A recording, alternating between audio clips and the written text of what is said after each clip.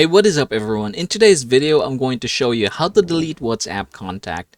Now, in order to delete a WhatsApp contact, you're going to go ahead and proceed and open your WhatsApp app. After doing so, we're going to click chats and we're going to click this one here. Now, from this point forward, you're just going to go ahead and look for something. Say, for example, I'm just going to go ahead and choose this one, for example, this account. I'm going to tap these three dots here, click view contact. After doing so, we're going to go ahead and click this once again, and we're going to go ahead and click view in address book. After doing so, we're going to go ahead and open it here. Now that we are here, we're just going to go ahead and delete this number. Yep, the only way in order for you to get this done or to remove this one is basically by deleting it right from your contact. So I'm going to do that one. I'm going to tap this four dots here and I'm going to choose delete contact.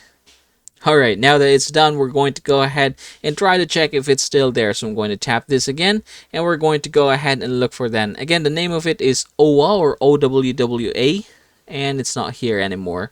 So yep, that is how you will be able to delete WhatsApp contact.